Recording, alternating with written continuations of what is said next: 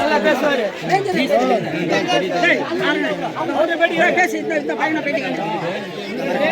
பேச மாட்டாரு.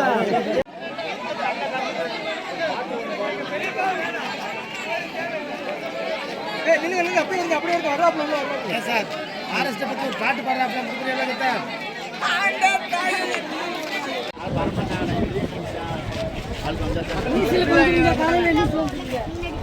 பேப்பர்ல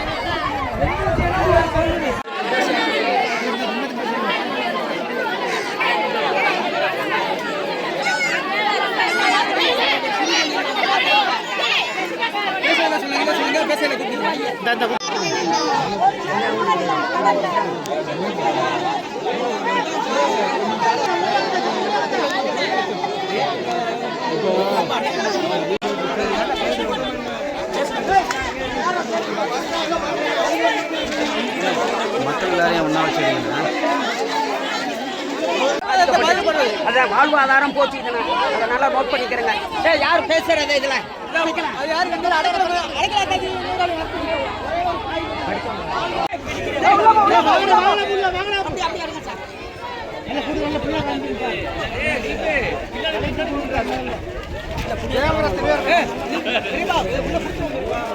எங்கள் ஊர் வாழ்வாதாரம் முக்கியமாக பாதிக்கப்படுது சார். இது வந்து அப்போதைக்கு விவரம் தெரியாதவங்க ஒரு சில பெரியவங்களாக சேர்ந்து இதை முடிவெடுத்துட்டாங்க சார். அப்போ முடிவெடுத்தவங்க இப்போ யாரும் உயிரோடு இல்லை. அதனால் இப்போ வர தலைமுறை வந்து இது வேண்டான்னு எதிர்க்குது. ஏன் அப்படின்னு கேட்டால் எங்களுடைய நாத்தோரத்தில் உள்ள வாழ்வாதாரம் எல்லாமே பாதிக்கப்படுது. அடுத்து அதையும் தாண்டி இங்கே வந்து வேறு எதுவும் இல்லீகலாக பிஸ்னஸ் நடக்கிற மாதிரி எங்கள் பசங்க எல்லாருமே ரொம்ப இது பண்ணுறாங்க. ஏன்னா சாவி 1க்கு 2 3 பேர்கிட்ட சாவி இருக்குது. டைம் தவறி இங்கே வந்து சுற்றுலா வந்து செயல்படுது. அதனால் நைட்டு 1 மணி 2 மணிக்கெலாம் கேட்டை திறக்கிறாங்க. அப்போ இங்கே என்ன நடக்குதுங்கிற கொஸ்டின் கேட்குறாங்க. அப்போ இதெல்லாமே டவுட் வரனால இது பின்னாடி இப்போவே இவ்வளோ சிரமத்தில் வந்துருந்துச்சுன்னா பின்னாடி வந்து பெரிய பிரச்சனையில் வந்து முடியுமோ அப்படிங்கிற மாதிரி யோசிக்கிறாங்க.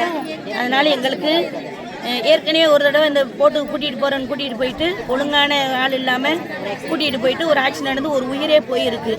ஒரு குழந்தை உயிரே போயிருக்கு. அப்போ அதன்படி அதுக்கு பிறகு இன்னும் நடக்கலை. இருந்தாலும் இனி வரும் எதிர்காலத்தில் எங்களுக்கு இந்த ஃபாரஸ்ட்னால நிறையா ஆபத்துக்களே ஒழிய அதனால எதுவும் ஆதாயமே இல்லை. அதனால் இனிமேல் வந்து ஃபாரஸ்ட்டை கண்டிப்பாக எடுத்துடணும். இது சமூகம் சார்ந்த சூழல் சுற்றுலான்னு விதியில எழுதியிருக்குல்ல. விதியில என்ன எழுதியிருக்கு? இது சமூகம் சார்ந்த சூழல் சுற்றுலா. உங்களுக்கு ஏதாவது சிக்கல் வரும்போது சொன்னீங்கன்னா நாங்கள் உடனே தூக்கிடுவோம்.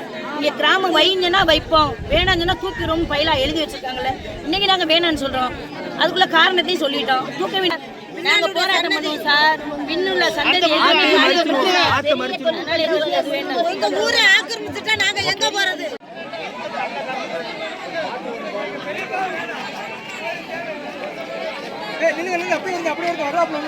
சார் ஃபாரஸ்ட்டை பற்றி ஒரு பாட்டு பாடுறாப்ல